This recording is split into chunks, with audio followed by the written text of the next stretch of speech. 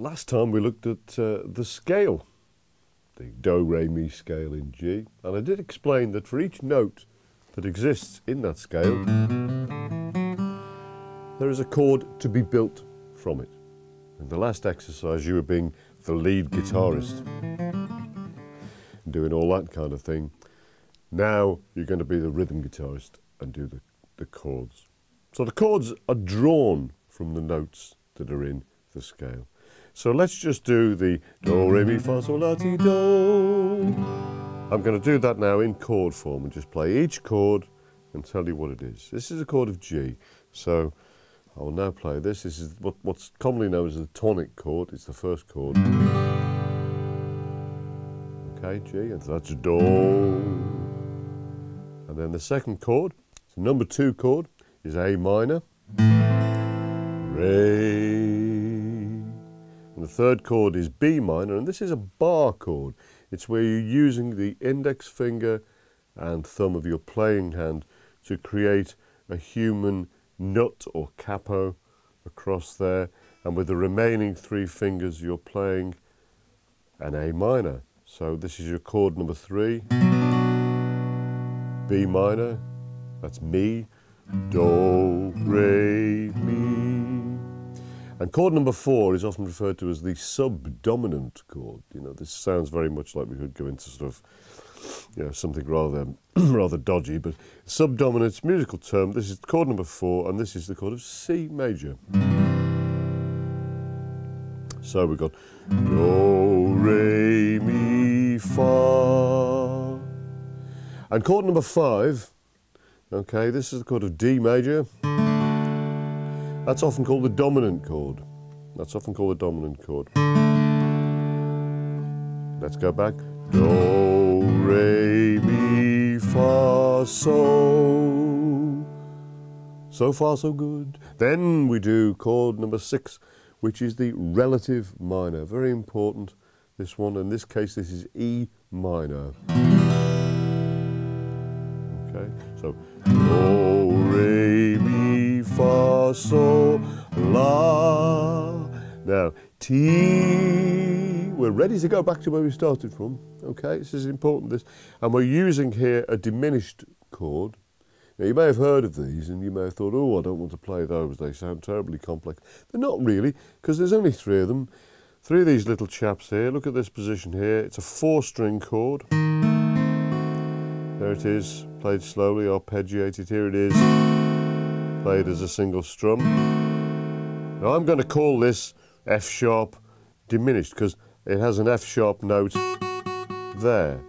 But I could call it C diminished, and I could call it A diminished. This is because it has no real, what we call a root center, so you can actually just play it to link chords to each other. So while we're there, let me just sort of see if I can nail this. You have 3 of these, this one, and this one. And then by the time you've gone 3 frets higher up, that's the same as the first one. So if any of you have ever watched any silent films or anything, you might hear the tension when you get a, like that sort of thing going on. That's to take you back to your tonic chord, or the chord you started with, if you like. So the numbering of those chords is important because we might say in future we're in the key of C sharp, but we want a 1, 2, 5 progression. So we need to look at that order that they've all been in. Hopefully you've been able to play those along with me. Now what we're going to do is look at the chords if you are playing the rhythm guitar to Twinkle, Twinkle, Little Star. So I'm going to start now, and all we're going to do at first is to look at the playing. We've looked at the playing hand, we're going to look at the picking hand and look at the technique involved in that. So we can understand how best to strum along to something like Twinkle, Twinkle, Little Star. You really need to just concentrate at first of going down and being on the beat, on that on beat, the first one coming down. So we start with Twinkle, we look at the chord of G. So the first chord there would be Twinkle. I'm just going to sing over it. that's G. And then I'm going to play the chord of E minor, twinkle, just once. And then I'm going to play the chord of C, little. And then I'm going to go back to G, star.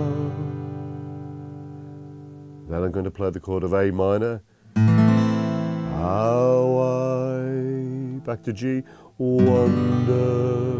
And then the chord of D, what you are. Okay, we'll just do that to start with, because once you get used to the sound of these chords, I'm sure you know that they're not going to change. Twinkle, Twinkle, Little Star doesn't suddenly morph into a different key or get more complex. It's using those chords. So we'll just do the first bit of it together. Okay, so we're going plectrums between thumb and index finger, downstrokes, and we're going 1, 2, 3, 4. Twinkle, twinkle, little star, how I wonder what you are. Okay.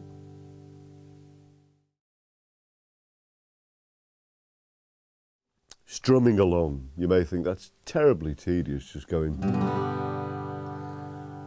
as if it's not somehow tedious enough to be playing a nursery rhyme. But the best is yet to come. What we're going to do now is go up. So we're going to look at what you've done.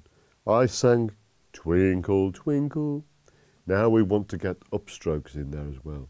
So we could, for example, go take the G chord and go. So all I'm doing there is I'm coming down and then back up. The hand and the wrist are relaxed, okay? Try and be as relaxed as you can. We don't want any tension in there because it'll make it harder. So 1, 2, 3, 4. Twinkle, twinkle, little star, how I wonder what you are. Okay, that's just down and up. Then we could go down, up, down, up. Down, up, down, up, down, up, down, up. Twinkle, twinkle, little star, how I wonder what you are. Okay. Now what we want to do is merge the two things you've done. You've already learned to, hopefully by this time, to discipline this picking hand to play nice up and down stuff. So what I'm going to do is I'm going to play the chords of Twinkle, Twinkle, Little Star, and you see if you can play along. So what we want to do there is you now to go.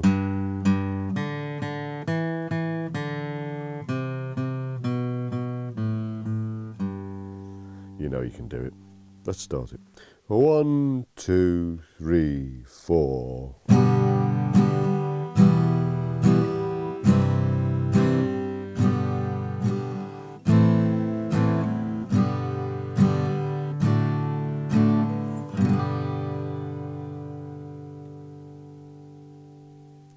And again with the upstrokes.